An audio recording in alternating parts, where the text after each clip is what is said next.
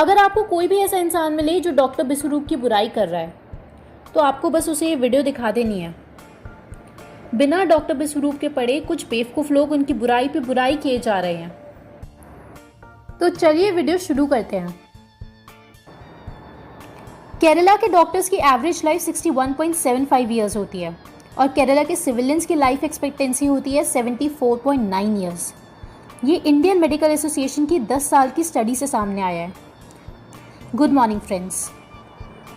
मेरा इस पूरी वीडियो का यही एम है कि मैं आपको बहुत ही सिंपल और सरल भाषा में सब कुछ समझा सकूं। आज की वीडियो कुछ लोगों के लिए बहुत ही शॉकिंग होने वाली है, तो अपनी सीट बेल्ट बांध लीजिए।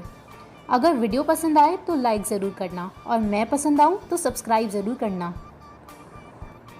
ग्लोबल फार्मा मार्केट का टोटल रेवेन्यू 2016 में था 80 लाख करोड़ रुपया, यानी कि जितना यूएस गवर्नमेंट ने उस साल खर्च किया था उसका 25% है ये पैसा, या फिर इंडिया की जीडीपी का 1/3 समझ लीजिए इसे। 2012 में ग्लैक्सोस्मिथक्लाइन कंपनी यानी कि जीएसके ने $3 बिलियन का फ़ाइन दिया था यूएस गवर्नमेंट को। $2.2 बिलियन का फ़ाइन दिया था जॉनसन एंड जॉनसन कंपनी ने, और वहीं $2.3 बिलियन का फ़ाइन पे करना पड़ा था फाइज़र कंपनी को। इतने बड़े बड़े फ़ाइन तो ये फार्मा कंपनीज ऐसे ही मज़े में पे कर देती है। तो अब आप खुद ही सोच लो कि असलियत में इनका रेवेन्यू कितना ज़्यादा होता होगा। ये तो सिर्फ झलकी थी, अभी तो आगे तूफान आने वाला है और पूरी वीडियो देखने के बाद आपकी आंखें फटी की फटी रह जाएंगी। थैंक्स टू डॉक्टर बिस्वरूप, जिनकी वजह से हमारी टीम ये रिसर्च कर पा रही है। मैंने 1 साल पहले डॉक्टर बिस्वरूप को पहली बार देखा था एंड आई वॉज शॉक्ड उनकी बातों को सुन के, और मैंने उसके बाद उनकी ऑलमोस्ट सारी बुक्स पढ़ ली और आज आपके सामने ये वीडियो प्रेजेंट कर रही हूँ। Jama study 2007-2018। Average annual profit margin pharma companies का 76.4% था और बाकी बची हुई कंपनीज का एवरेज था 37.4%। अब सवाल ये है कि फार्मा कंपनीज इतने ह्यूमंगस प्रॉफिट्स क्यों कमा जा रही हैं? क्योंकि we blindly believe in doctors. जो भी वो दवाई देते हैं हम बिना सोचे बस वो खा लेते हैं, क्योंकि हमें लगता है कि डॉक्टर हैं तो सही डिसीजन लेंगे। अब आप कुछ एग्जाम्पल देखिए।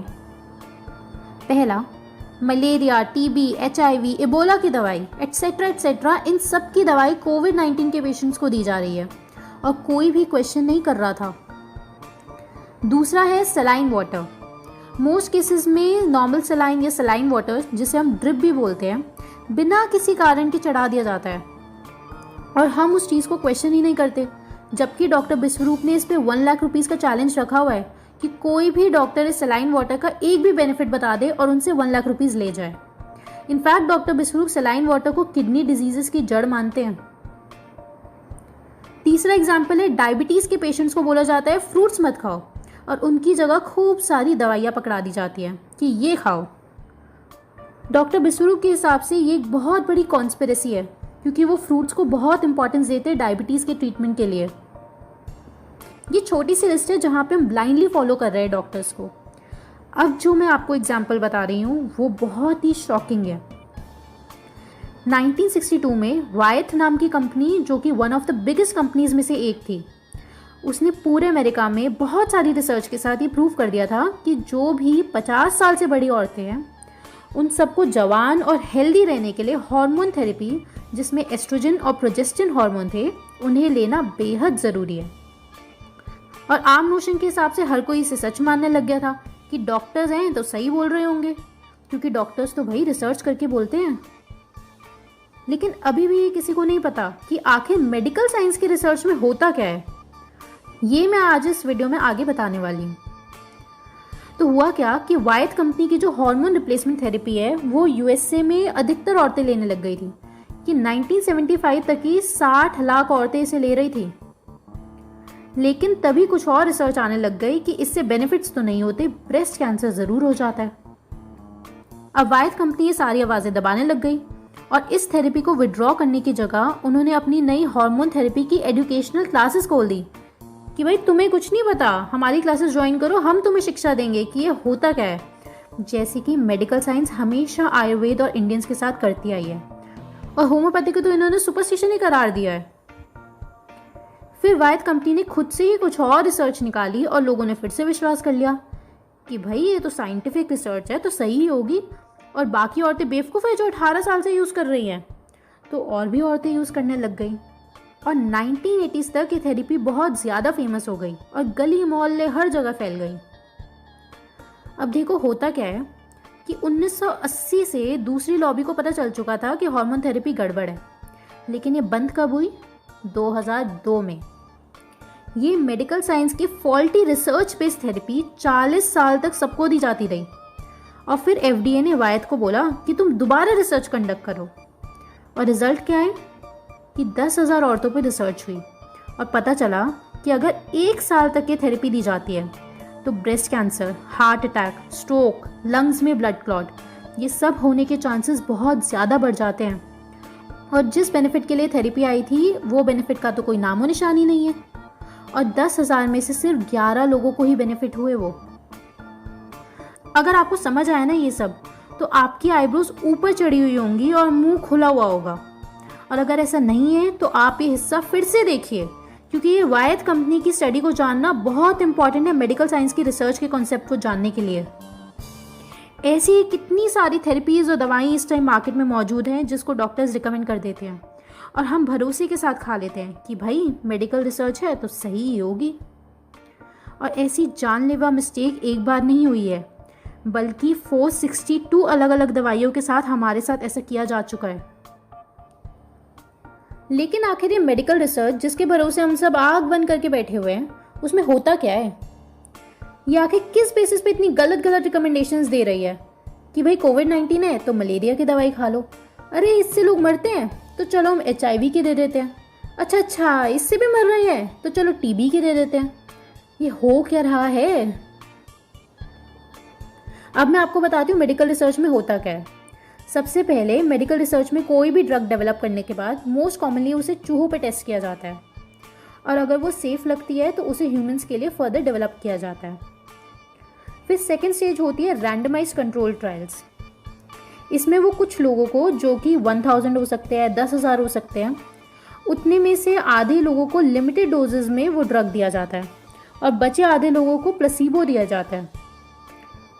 प्लेसिबो मतलब उन्हें वहम में डाला जाता है कि उन्हें दवाई दी जा रही है और उन्हें कुछ भी दे दिया जाता है, जैसे कि वोडका की जगह पानी पिला दिया। और इनमें से किसी को भी नहीं पता होता कि किसको सच में दवाई दी जा रही है और किसको प्लेसिबो। फिर एक सर्टेन पीरियड ऑफ टाइम के बाद उस ड्रग के इफेक्ट्स चेक किए जाते हैं कि किस किस को बेनिफिट्स और साइड इफेक्ट हुए हैं, और अगर benefits greater than side effects ये इक्वेशन होती है तो बस वो दवाई FDA अप्रूव कर देता है। और FDA अप्रूव करती है तो साथ साथ WHO भी अपनी रिसर्च करके बाकी देशों को रिकमेंड कर देती है, और बाकी देश जैसे कि इंडिया वो आग बंद करके बोलते हैं जी हुजूर। बस ये इतनी छोटी सी चीज़ को ही मेडिकल रिसर्च का नाम दे दिया जाता है, बस यही है। और इसी को कॉम्प्लिकेटेड तरीके से बना के समझाया जाता है ताकि आम जनता के पल्ले ही ना पड़े कि चल क्या रहा है। ये सिस्टम रिसर्च का इतना ज़्यादा फॉल्टी है कि 1953 से 2013 तक 462 दवाइयों को मार्केट में उतारने के बाद, लाखों लोगों को खिलाने के बाद वापस ले लिया गया, क्योंकि वो दवाई नहीं जहर थी। 1000 लोगों पे टेस्ट करना, अगर मेडिकल साइंस इसे रिसर्च मानती है तो आप और मैं मिलके इस वीडियो के कमेंट सेक्शन पे इस दुनिया की कोई भी रिसर्च कर सकते हैं। हम अपनी नई रिसर्च बनाते हैं जिसमें 1000 पूजा पाठ करने वाले लोग होंगे। अब केस 1, 500 लोगों को, वो जो भी भगवान को मानते हैं, अपनी ईष्ट की रोज़ पूजा करनी है और साथ ही पूजा से पहले 1 गिलास पानी पीना है। और केस 2, 500 लोग जो भगवान को मानते हैं, उन्हें 1 महीने तक भगवान की पूजा नहीं करनी है और बस सुबह उठते ही 1 गिलास पानी पीना है। अब दोनों लोगों के डोपामीन, कॉर्टिसोल, ऑक्सीटोसिन और सेरोटोनिन लेवल्स का टेस्ट कराना है, और आप लोग देखेंगे कि 1 महीने के बाद जो ग्रुप पूजा नहीं कर रहा था लेकिन आस्तिक था, उनकी लाइफ में स्ट्रेस लेवल बढ़ जाएगा और वो दुखी दुखी रहने लग जाएंगे। आपकी इस रिसर्च से ये प्रूव हो जाएगा कि पूजा करना एक साइंटिफिक मेथड है हेल्दी रहने के लिए।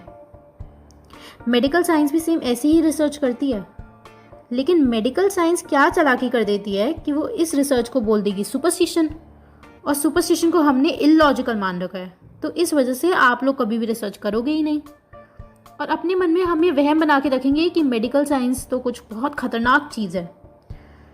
लेकिन आप चाहें तो आज से आप भी कोई भी रिसर्च कर सकते हैं। यही है मेडिकल रिसर्च।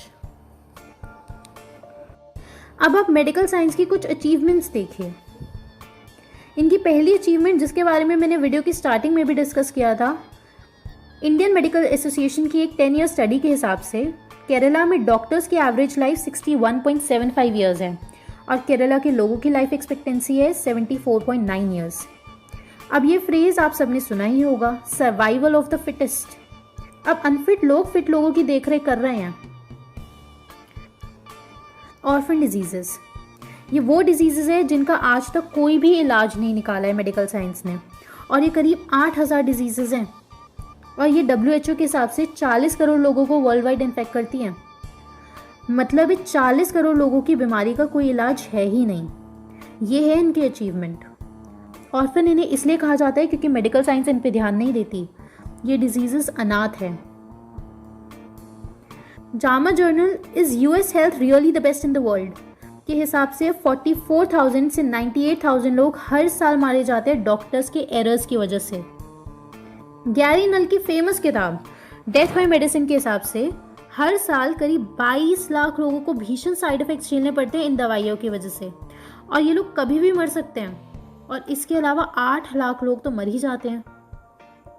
इनकी चौथी अचीवमेंट, जब जब डॉक्टर स्ट्राइक पे जाते हैं तब तक मोर्टेलिटी रेट घट जाता है, और ऐसी 150 से ज़्यादा रिसर्च है, आप खुद चेक कर सकते हो इंटरनेट पे। इनकी पांचवी अचीवमेंट, ये नई नई बीमारियां इन्वेंट कर देते हैं, जैसे कि ADHD, जिसे हम बोलते हैं attention deficiency hyper active disorder. जब कोई बच्चा ओवर एनर्जेटिक होता है तो हमारे हिंदुस्तान के कल्चर में उसे प्यार से शैतान और चंचल कहा जाता है और नटखटपने में कृष्ण जी से कंपेयर किया जाता है, लेकिन ये लोग उसे बीमार मानते हैं। मतलब ये कि मेडिकल साइंस कहती है कि मान लो अगर आपका बच्चा ओवर एक्टिव है, जैसे कि कभी पेड़ पे चढ़ जाता है, दिन भर घर में भागता रहता है और हल्ला गुल्ला मचाता है, तो इसे ये लोग ADHD नाम की नई बीमारी बताते हैं और उसे एडरॉल नाम की दवाई खिलाते हैं, जिसे हार्डकोर ड्रग एडिक्ट्स यूज़ करते हैं अपने नशे में, और ये 2 साल के बच्चे को दे दिया जाता है। इनकी अगली बीमारी जो इन्वेंट की है वो है डिप्रेशन। इनके कॉन्सेप्ट से लॉर्ड महावीर और गौतम बुद्धा दोनों डिप्रेस्ड आदमी हैं। जो इंसान मौत के बारे में, समाधि, संथारा, मोक्ष, केवल्य, निर्वाण के बारे में सोचता है, उसे लोग डिप्रेस बोलते हैं और बोरा भर के दवाइयाँ दे देते हैं। और क्यों? क्योंकि इनका कैपिटलिस्ट मॉडल ही फेल हो जाएगा अगर कोई मोक्ष के बारे में सोचेगा। और मज़े की बात, लोग मान भी लेते हैं कि हाँ, हम डिप्रेस्ड हैं। और इनका एक और इन्वेंशन है स्किज़ोफ्रेनिया। हमारे यहाँ जिसको कहा जाता है कि भाई इस पे देवता चढ़ गया है और लोग उस आदमी की पूजा करने लग जाते हैं, उसे ये लोग स्किज़ोफ्रेनिया बोलते हैं और बोरा भर के इसके लिए भी दवाइयाँ दे देते हैं। देवता चढ़ता है या नहीं चढ़ता वो अलग बात है, लेकिन तुम दवाइयाँ किस बेसिस पे दे देते हो? क्या आज तक किसी का स्किज़ोफ्रेनिया या डिप्रेशन दवाइयों से सही हुआ है? जो इंसान 80 साल जीता, ये सारी दवाइयाँ खाने से वो 50 में मर जाएगा। डिप्रेशन से मरे ना मरे, लेकिन तुम्हारी दवाइयों से ज़रूर मर जाएगा। और ये लिस्ट तो ख़त्म ही नहीं होती। इन बीमारी को तो क्या ही इलाज होगा। इनके पास तो cancer, diabetes, BP, dandruff, baldness, migraine, IBS, virus से हुई बीमारियाँ, रेटिनल डिसऑर्डर, आँखों की सारी बीमारियाँ, thalassemia, autoimmune disease, haemophilia, sickle cell anaemia, इन सब बीमारियों तक का इलाज नहीं है इनके पास। 70% अमेरिकन आर ऑन मेडिकेशन, और डेली बीस ने इस फार्मास्यूटिकल इंडस्ट्री को अमेरिकाज न्यू माफिया कहा है।